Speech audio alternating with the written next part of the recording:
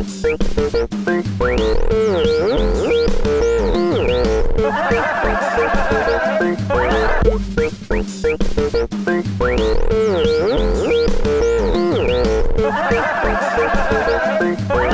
your old chuckle buddy, Johnathan Ramcharan, reporting live for duty.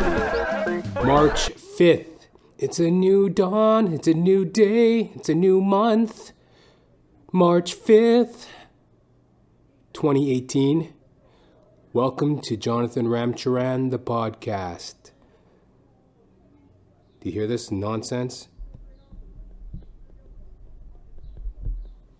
I don't know if you guys can pick that up. I'm not even going to try to pick that up. Suffice to say, a bunch of crackheads or drug addicts or alcoholics or mental patients or fucking degenerate gambling pieces of shit, the lowest scum of the earth, outside my window squawking and raving like lunatics at fucking 10:45 a.m. on this new month. And that's just par for my neighborhood. I live in Regent Park, Toronto, Canada. Oldest ghetto in Canada. It was a ghetto settlement after, the First World War, I believe. That's when, from the history books I've read, it was one of the wars. I don't know. I'm not one of those people who get all bent out of shape about war.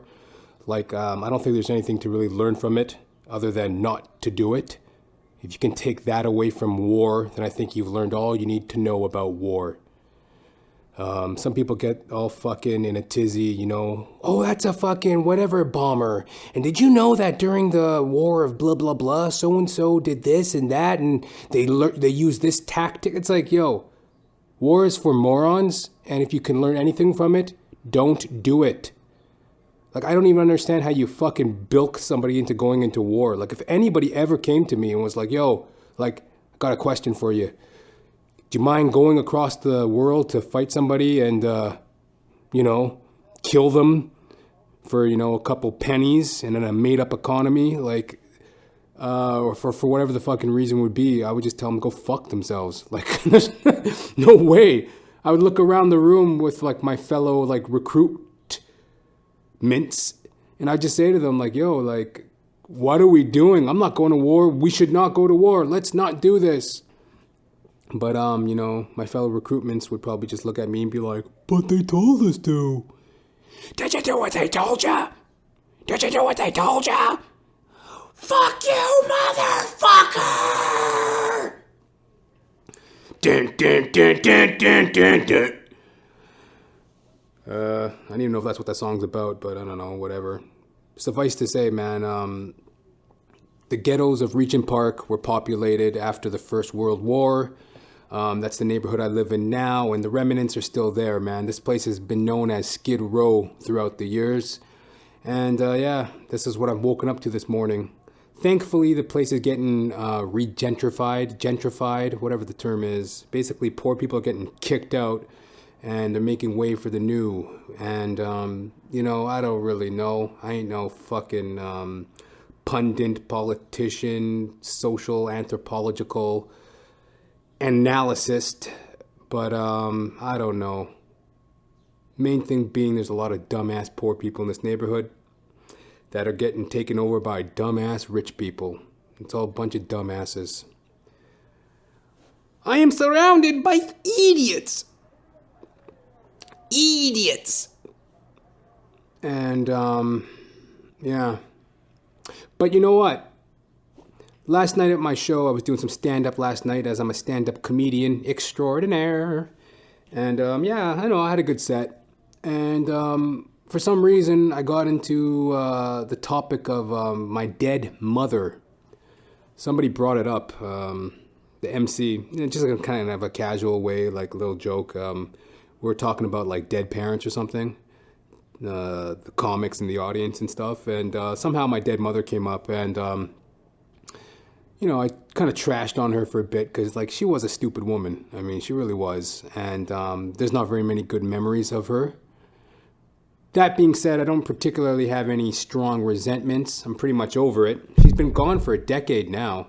This coming September will be the 10-year anniversary of her death and department. Gail Ramcharan. Fuck, that name still gives me shivers sometimes. Shiver me timbers. Gail. Look over my shoulder. Oh, thank God. But, yeah, and it just got me thinking, like I said, she was kind of a hard woman to fucking, she was a hard woman to fuck. I don't think that was ever her problem. Oh, mommy, I'm sorry. But, she was a hard woman to really, to be around. She was just very sad, unstable emotionally, and hard-headed. But you know what? In her own way, that kind of taught me not to take it personally. Like, that's kind of the beauty sometimes if you have a parent like that they're just so unreasonable and ungiving.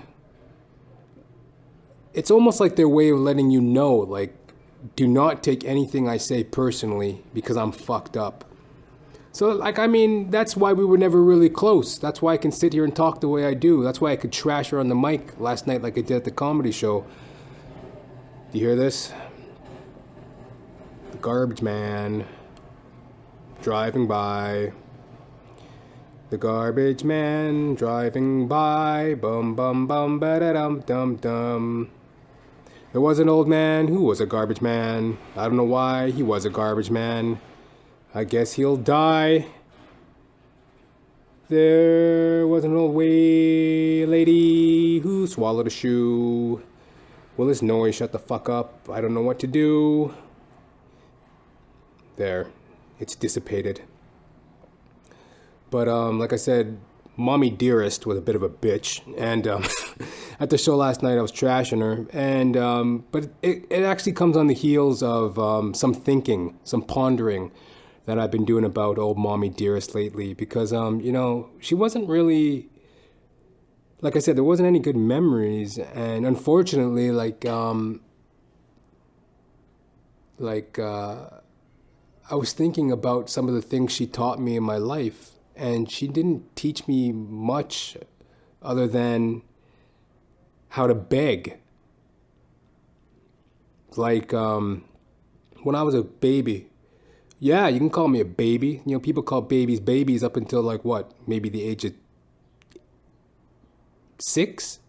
You're still like a baby, like a toddler baby, whatever. Yeah, I was like a baby. I was like 4 or 5. My mom would send me around the neighborhood to beg for change, to get on the bus for school. Like, I'd have to beg the bus driver to get on the bus for school. I never had fucking bus fare, or have to beg the neighbors for change to get on the bus. I'd have to beg for food. We didn't have food a lot. We were raised on welfare. Poor black, indignant. And yeah, I have to beg for food in the neighborhood. I have to beg for change. I'd have to beg for cigarettes. I remember one morning my mom sent me for cigarettes to our neighbor's house, and I'm knocking on the door. It's maybe 7 in the morning. The father of the family comes out and he goes, "What?" And I'm like, and I burst out crying, right? I just burst out in tears right there on the spot. And he's like, I'm sorry, just a minute. And I'm like, and I'm crying on their doorstep. And he goes and gets his wife, right? And him and the father and the wife, they start bickering. It's like, what are they knocking on the door for at 7 o'clock in the morning for cigarettes? And then the mother, she's like, I don't know. What kind of a parent would send a child to go beg for cigarettes? And they're trying to figure out how to console me and what to do with me after they just yelled at me. Who the hell yells at a fucking baby? Like I said, I was a baby. Fucking 4 or 5 years old, getting screamed at for begging for cigarettes. It's a hard knock life for us. Thank you, Jay-Z. Somehow I lived through it. And here I am today thinking about my mother and begging. That's kind of what she taught me. And I remember why that's going through my head, because I remember talking to friends growing up and stuff. I remember not even really that long ago, maybe like my early 20s. I was hanging out with a buddy and we were talking about, I was just about to get my license, right? And it took me a long time to get my license because number one, I'm poor. Well, in material. I'm rich in spirit though, He who hath, faith has a continual feast. Something like that was said in Psalm, right? Anyway, I was kind of a blue-collar, poor, working guy my whole life. And I remember I didn't have a license until I was like, in my early 20s. And that's not really why. It was more so because I was an alcoholic. I kind of knew that my drinking was like the forefront of my life at that time, like, throughout my teens and 20s, really. So, like, I wasn't really on the whole driving bandwagon. I went to fucking driver's ed hungover and drunk. So, like, but I was talking to my friend and I was like, oh, yeah, I'm going for my driver's license or whatever and blah, blah, blah. When did you get your driver's license? When did you learn to drive? And he goes, oh, yeah, my mom taught me how to drive. Your mom? Like, I was like, what? Your mom taught you how to drive? And that's when it got in my head, like, holy fuck, like, my mom, what did she ever teach me? I remember she used to bitch at me if I dragged my feet when I walked. Actually, that served me well in life. You got a lot of people fucking knuckle-dragging morons, fucking shoe-shuffling fucking dipshits. And I remember I'd be walking down the street with my mom. She'd be like, pick up your feet when you walk, boy. And, maybe that served me well. I walk with a confident stride. I walk right into your heart and burn it to the ground. And, yeah, that's exactly what I do. So, begging, I guess, in a way, taught me to rely on myself. Is that what it taught me? You can give a man a fish he eats for a day. Teach a man to beg, he can fucking scram a fucking fish fillet off of any idiot with a couple pennies in their pocket. As it says in Proverbs. So anyway, that's my little mommy speech. Yeah. It's kind of strange, Strange energy. And I dissed up my mom, my dead mother. I'm like, so unfortunately the bitch got cremated. She's stuck in a cubbyhole somewhere, We socked her away in a drawer in some crematorium somewhere. Fuck that bitch.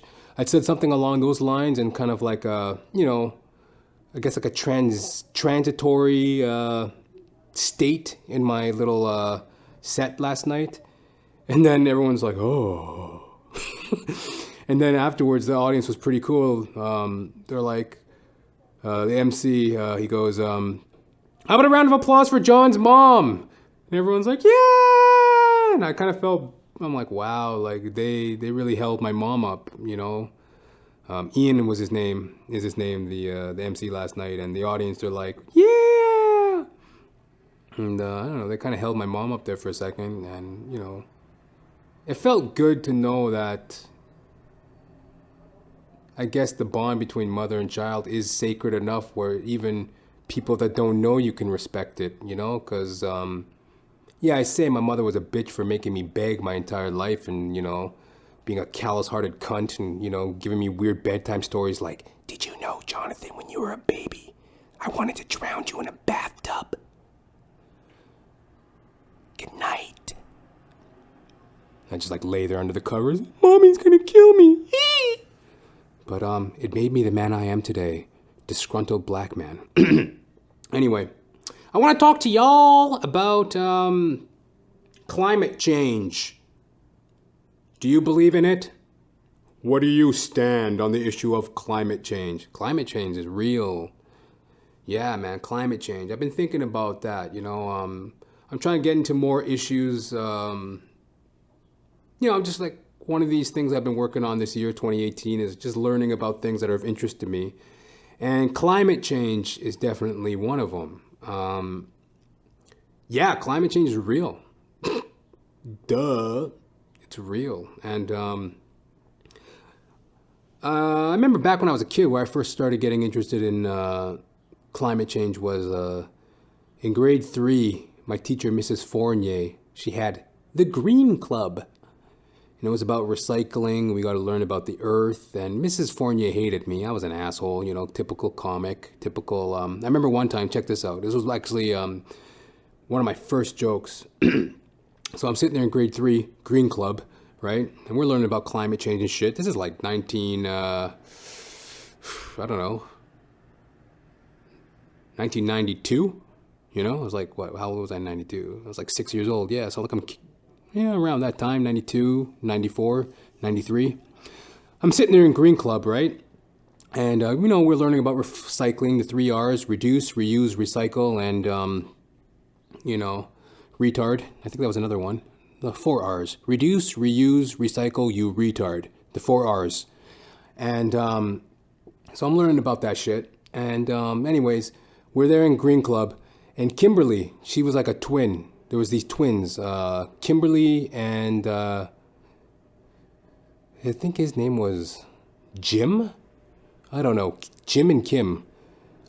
That's kind of corny. But I know her name was Kimberly. I don't remember what his name was. But anyways, they were twins, and they smelled like piss. That's besides the point. Anyways, they were morons, right? Retards, really, if you go by the 4 R's.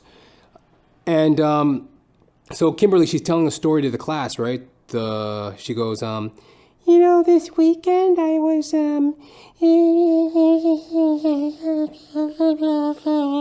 just like droning on, right? I'm looking around the classroom. Nobody's paying attention. Not even Miss Fournier. She's like playing with her pussy. So I turn to the class and I go, boring. Gets a little titter, right?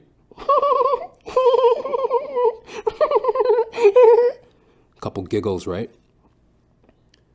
Mrs. Fournier, president of the Green Club, turns to me and goes, well, Johnathan, we don't care what you don't care.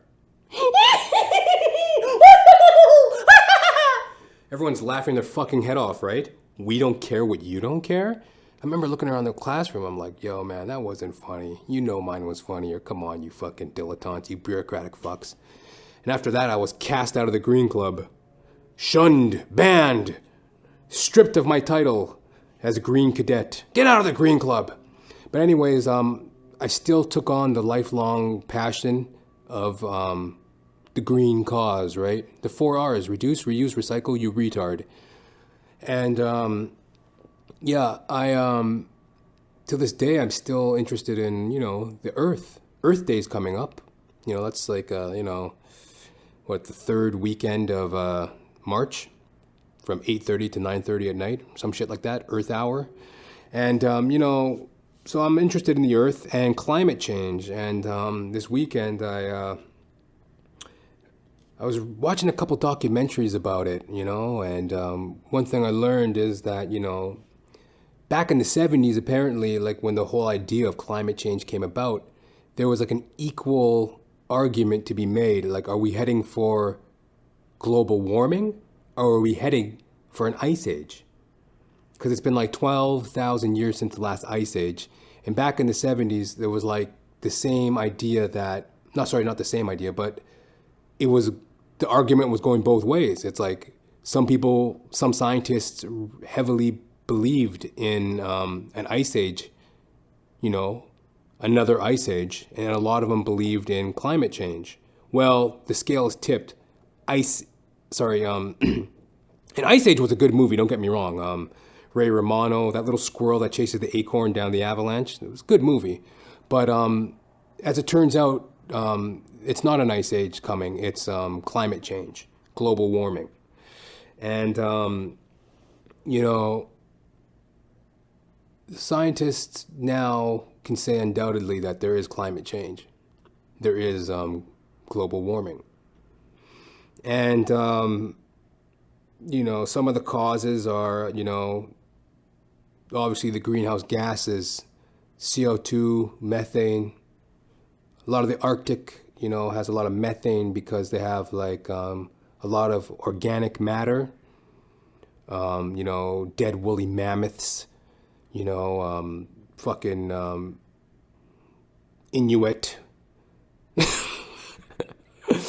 bodies and, dinosaurs and shit. buried under that ice. And as they thaw through time, they release methane. And then the CO2 from, I guess, the Industrial Revolution. Is that where it came from? Something like that. So this shit's polluting the air. And these greenhouse gases are causing, I guess, from what I understand, a depletion of the ozone layer, which in turn causes global warming. That's what I gather. And the way we can like change that, and this was all like brought about in the 70s by that landmark book, which I'm actually just about to read. I've requested it from the Toronto Public Library. The new book that I've requested to read this year is Silent Spring, I believe, by Rachel Carson, I believe. It's like the first book on global warming. It's one of the landmark novels. I guess you can call it a novel, whatever, I don't know. Book. One of the landmark books of 20th century. Silent Spring. And I'm going to be reading that. It's about global warming. It's the first, book about it, apparently. Landmark. And ways in which we can affect and change global warming is like, number one, cut down on industrialization. Do we really need the mass amount of production that we do? If we do need it, yes, we do need it, but we can also give tax exempts to green companies, make it a mandate of all companies worldwide that when they produce and manufacture items or whatever it may be, that it's with a green mindset. Reduce, reuse, recycle, you fucking retard. 4 R's. And, so give tax breaks for green companies, cut down on the industrialization in general, go to like a village lifestyle. A lot of people are riding bikes in big cities. A lot of people are walking, get more of a village lifestyle going. And green technologies, you know what I mean? Like solar power, wind power, slaves, get them to, like they built the pyramids, do it the same way. We don't need all this like new equipment and shit. I heavily believe in slaves. No, but you know what I'm saying, right? Green technologies. And these are things that can really affect change in the climate, right? And the difference between climate and weather, what I gathered from my little research that I did this weekend, it's like, climate is weather is a day-to-day thing, right? Oh my God, it's cold. Oh my God, it's wet. Oh my God, it's sunny. That's like a day-to-day thing, right? Climate is the overall average. Because, we generally conceive, I don't know if conceive's the word, but we generally know the seasons, right? That's climate. We know that, through spring, you can expect a season of this. Through the season of spring, you can assume a certain type of weather, right?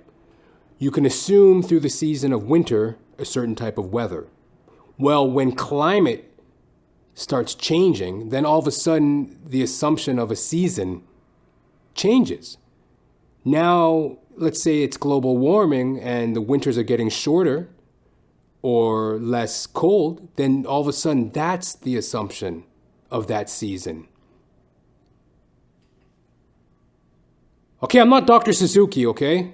Do I look like an Asian man of 80 years old? No. Point being the 4 R's. Reduce, reuse, recycle, you retard. But that's what climate is. It's like an average versus weather, which is like a daily. So, yeah. So, like, with this new book, not even a new book, it's coming up like the 40th anniversary or some shit. That's what I saw on the website of the library, Toronto Public Library, when I rented this book off the library. It's coming up the 40th anniversary of Silent Spring. So, I'm going to read that. Hopefully, gain some more insights into climate change, and maybe make that my new cause. Because like I said, as I ran on a little rant earlier about war and how like basically wear a white flower lapel every Remembrance Day. Remembrance Day, by the way, is my sober date, November 11th, 2016. On the 11th month, the 11th day, of the 11th hour, Johnathan Ramcharan got sober, 2016. But that's like my sober date. But anyway, Remembrance Day, wear a white flower lapel. Don't give in to that fucking nonsense of like, oh, it's so interesting that on the 11th hour of the 11th day, a bunch of dummies decided to stop being stupid and they quit fighting. Like, quit being a fucking idiot. It doesn't matter. These people are stupid. Learn only one thing from war, that it's stupid. There's nothing else to learn and get fascinated by. Oh, did you know that they use this technique to build a trench? And then they make these stupid war movies where they catapult these asshole morons into like the elevation of heroes when they're just shithead fucktards that wanted to go out and get some pussy by claiming like, I'm brave, and I'm gonna go kill somebody. You gonna fuck me before I go to war? Oh, yes, Harold. Yes, I'll fuck you for our great nation. Bunch of idiots. Anyway, get a grip. But that's kind of what my mindset is lately, to learn about things that are dear to my heart and things that can like, affect the world for the greater good. Like, trying to get on board with the climate change thing. There's a lot of inspiration behind people that, fight for green rights, green activists, like fucking Greenpeace. Wow. They're a crazy movement, Greenpeace. I think they're founded in Canada, Canadian, Vancouver, it started in Vancouver in the 70s, I believe. I don't got all the facts, but I do know some things about the first expeditions. They were, the first one is they went to like some seaside resort to like stop like the U.S. government nuclear testings of some bomb off the shore of some fucking resort in the Bahamas or some shit in the 70s. Then the next one was the same deal. The French were being a bunch of French fry retards. And you know what word I was going to use, but come on, man. This is a sensitive podcast, and that will not be tolerated. Not even by me. But they went and they protested like some French nuclear nuclear testing of some bomb. Again, in some French place called, some French people were going to test a nuclear bomb. They went and fucking protested that too. And check this out. The woman who protested that, there was like one of the women for Greenpeace. I got a little bit of notes here. It said Anchica. I don't know where that is or what that is. Down in Anchicaville, they're testing bombs and then they'll kill us slow. That's where we wanna go. Down in Anchica,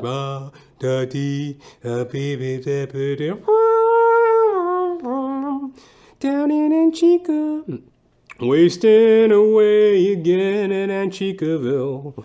French Navy gonna do a nuclear assault. There she is, a fallout cutie.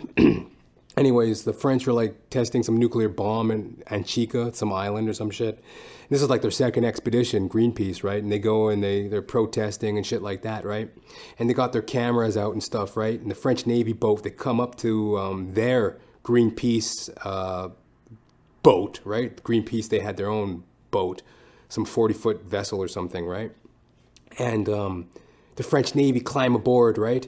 And they bludgeon one of the Greenpeace protesters. He's like, dude, like, what's with all this nuclear shit? And he gets like a fucking bayonet in the face. Fuck you. And they jam him in the face, right? It's French fried. You know what I was going to say, but like I said, very sensitive podcast. Love everybody. Not going to use those terms here. So then he gets like, smacked upside the head. And one of the Greenpeace ladies, she hides the film of this French Navy assault on their vessel. She hides this film in her vagina. Greenpeace, I didn't know I could love you even more. Yeah, she like hooped this like film. She hooped a whole film. She hooped the whole camera up her she hooped it right up there, right? And she smuggled this footage away. And, later she like scoops it out, right? Plopped it out, and they get the film developed, and it's like evidence of this, assault by the French Navy, And that's just one more story of their crazy journey, Greenpeace. Another time they fought a whaling vessel somewhere in the Atlantic, I believe. The Russians were fucking killing whales, man, for their oil and their blubber, or whatever the fuck they use whales for. I believe oil. And Jesus Christ, they're harpooning these whales. And whales are like one of the most smartest mammals. And they're very, I think they're mammals. Anyways, they're very like human-like, and they have families, and they swim in packs and pods, and they have feelings and emotions. And they're fucking harpooning these whales and fucking chopping them up and making fucking, fucking sushi to go and selling it to the Japanese. And anyways, Greenpeace is up there and they're protesting that shit, and they got a bunch of wicked footage about that as well. So, and then another time Greenpeace was in off the coast of Newfoundland, Labrador. Baby seal clubbing. People were clubbing baby seals. You ever seen a baby seal? Jesus Christ. They're fucking adorable. And they only got that little white fur when they're babies, right? Baby seals. They only got that cute little white fur and the cute little fucking whiskers and those big black little beady eyes, right? They flop around looking all cute and shit. And they're just so fucking adorable. Like, I would kiss a fucking baby seal and overlook the stench. Like, for example, one of the reasons why I can't stand dogs is because I can't overlook the stench. They fucking reek. And, sorry, sipping my coffee. But a baby seal, I could overlook that. I could bypass the stench of a baby seal. They probably smell pretty good, like seawater, salt water. But the little baby seal with the little fucking cute little fucking squinty little eyes and the little fucking twitching nose and the whiskers, little baby seal, they're clubbing them with baseball bats, these fucking newfie shittards, right? So Greenpeace, they go over there and they're spraying green dye on the carcasses of baby dead seals. And the fucking dummies out there, they're like, well, what is that? What are we going to do for a job? And then what are they going to do for a job? And then my cousin, they be coming down here and they be fucking, hey fucking, this is our job, this is our livelihood, they've got no other fucking way to make $1. So I got to club a baby seal in the head with a fucking baseball bat to make $1. And they may be fucking doing that, that's what I got to do to feed my family. I don't fucking see what the fucking, these fucking Greenpeace fucking cunts that come over here and they be fucking, interfering with our baby seal trade. And the fuck, mate. And they make this big stink, and then they have this town hall meeting, and Greenpeace goes, and they talk and negotiate with the people of Newfoundland, and they convince them that baby seal clubbing is the only way they can make $1 in their day and age, because they're too stupid to get towards some other industry. So then they make some kind of fucking pact with the devil, Prince of Lies, and they, I guess they relent a little bit on their campaign for the baby seals, but somehow that got resolved in a way. It brought awareness, and I think, as far as I can tell, some good came of that. The video that I saw was actually on this Greenpeace and their movements. The video I saw was kind of, it wasn't updated, because it was actually from the 70s. It was from 1976, this broadcast, The Fifth Estate on CBC Canada. It was on YouTube. It was pretty cool. It was this old school broadcast, right?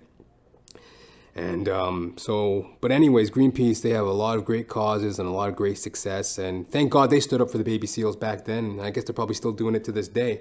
But, at the end of the day, I probably would wear a baby seal coat because, whatever, man. Black man's got to shine. It's your old Chuckle Buddy. Guess what? Johnathan James Ramcharan talking about climate change on March 5th, 2018.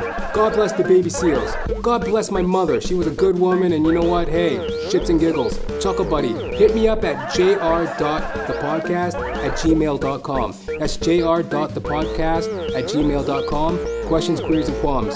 Fuck a baby seal. Fuck the goddamn French Navy. And me love you long time. See you next time.